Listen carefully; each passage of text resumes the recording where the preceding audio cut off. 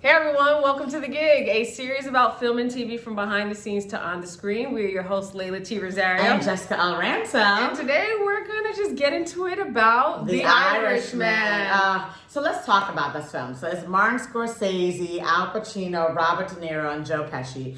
It's basically about like Jimmy Hoffa and like the mobs around that time. So it's like basically old white men. It's basically the whole film. Just to make it short but sweet. And the reason why this film is so big right now, because everyone's talking Oscar, because Martin Scorsese, and he spent over like 170 million or something like crazy on this film. Yeah. And it's released with Netflix and in theaters, which I thought was super cool. Yes. It's the first film that I'm aware of that releases in the theater and then like shortly after that on Netflix. I'm not familiar with any other film doing that. They only did that with Roma. Yes, okay. But the thing is, why I love it is it's basically like a read to the film industry. Because what Netflix is doing is saying like we could create quality films. It doesn't have to be released in theaters. But because like the industry rules about the Oscar that you have to go to theaters, they purposely make sure when they release in theaters, they also release it on Netflix just to be assholes. It's almost like this nasty kind of like cunty, like we got you. We will do what you guys say, but we can still make great content and not have it be in theaters. So it's a cunty thing that they're doing, which I'm fine with being cunty because that's one of my favorite things. So that's basically what happened with this film. So because it's Martin Scorsese, over $100 million to make this picture. Why it costs this much is my big view. It's like called the de-aging. So Robert De Niro is basically damn near 80. And he plays a man starting out in his 30s and this, right? And we're supposed to believe this 80-year-old man is in his 30s. And he goes from 30 to 80 in the span of his life. So his name is Frank. And basically, Frank is basically like this gangster that like works with Hoffa, Jimmy Hoffa, works with other gangster, which is played by Joe Pesci. And basically, he's between the two. And he's like, I call him the ultimate not snitch because they're trying to get him to snitch, but he doesn't. Either way, long story short, it's a 3.5-hour film that is basically about Robert De Niro and him not being a snitch and not being a gangster. For me, I just couldn't connect with it. I tried my best. And it's not because of the length of the film. The length of the film is not what got to me. I actually didn't mind it at all.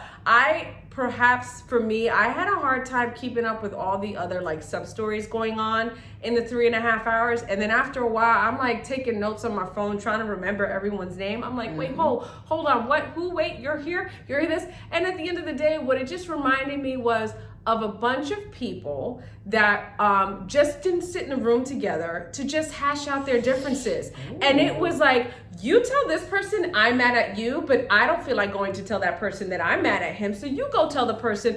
And for me, after a while, I just got bored with that storyline. From a location standpoint, from the acting itself, from the actual, look and feel and the cinematography and deep fake, check. I loved it, but I wasn't crazy about the writing. The writing for me, it just didn't do it. And it didn't capture me and keep my full attention for the 3.5 hours that I did sit there. And I was actually disappointed with the ending of the film. Some people like it, some people don't, but I think that American Gangster did a much better job. I think this film, depending on how you look at it, you could see it as, okay, Robert De Niro, spoiler alert, he ends up being alone. So no matter what, everybody died off. And yes, he didn't snitch. And yes, he's there to be the greatest, gangster there is.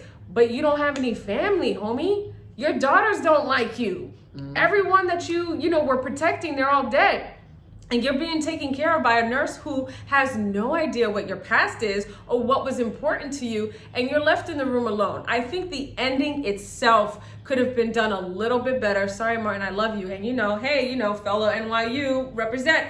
But for me, I just didn't, I really didn't connect this time. I'm so sorry. To me, I didn't connect with the de-aging. So I've even researched it because I was just so annoyed. Because I didn't understand why this didn't work. Because I've seen de-aging in Bedroom Button. We even see it with Mandy Moore and on This Is Us. We've seen young to old. A lot of people have done this. My issue was it wasn't the fact their faces. It was like, because Robert De Niro, these actors are so old, they moved like old people. Yeah. And that's not just people that are old. Is the problem is that like he was moving like an 80-year-old man. He was getting up very slowly. There was a scene he was like kick a guy's ass, and he was like struggling to even lift his leg. And that's just because he's old. And when he was trying to portray this 30-year-old person, it didn't fit because his mannerisms, his physicality is still an old man, and you can't change it. You can't make an 80-year-old man act 30. I'm sorry, it just doesn't work. Yeah. And this is what made me mad about this film. It was like, because I didn't even understand that. I didn't even know the answers. I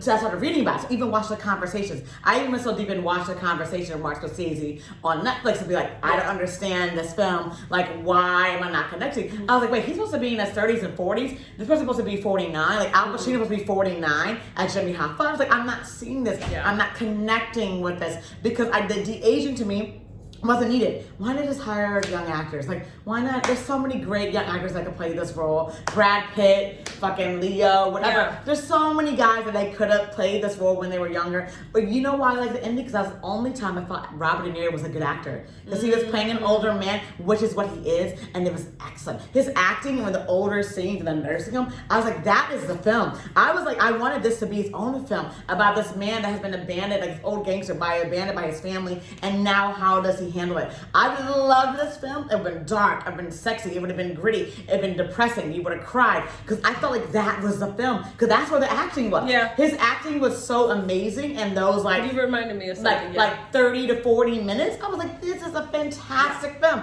But you know, we had to deal with a weird facial, the CGI didn't work in this case at all, because I think they should have CGI'd their whole body.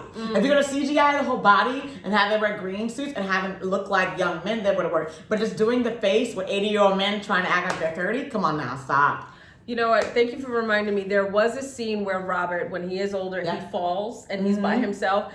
That made me cry because it reminded me of some of my relatives in my family who are at that age where they need assistance and they can't walk on their own. And I felt for a moment like my greatest hero is now a fallen one. So there are moments that I do now remember after 3.5 hours of watching it that are powerful and impactful. But again, for me, I think the highlights for me, amazing fight scenes. Motherfuckers like to eat. They can definitely dress, and they like to gossip.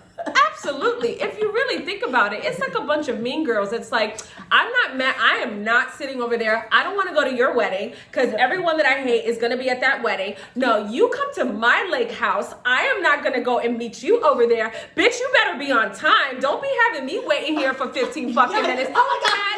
Motherfucking bitches. The 15-minute thing was hilarious. Yes. After a while, I'm thinking, I don't know what I'm watching anymore. Damn it. No, that was the best review ever. Because she was like, because they literally were trying, like, you're 15 minutes late to our meeting. I was like, bitch, why are you tripping? Like, yeah, to me, my takeaway is stop with the CGI of old men. Just hire young actors to do your shit. Because I felt the film, to me, was a good story. I learned from it. I like mob films. Yeah. I personally like it. But I don't even like mob films. I thought it was like, and I watched this in 3 parts. I'm not like you. I literally had to take days in between because that shit was so fucking long. So for me, with days in between, I just had to think about it, really go in and go back days later. Right. So I really felt like the performances were great, but the problem is the physicality. Like, just hire young actors, dude. Yeah. You mean, I just felt like this was redundant. So I don't know. I give this film maybe a B, C-ish. I don't know. I'm torn about it because I think it needs to resonate more with me. Just because, like I said, the last part of the film was excellent. Yeah. And the first part of the film was pretty good, but the whole de-aging thing didn't work for me. And that's it on the gig. We'd like to hear what you think. Yeah. Until next time. Peace. See ya.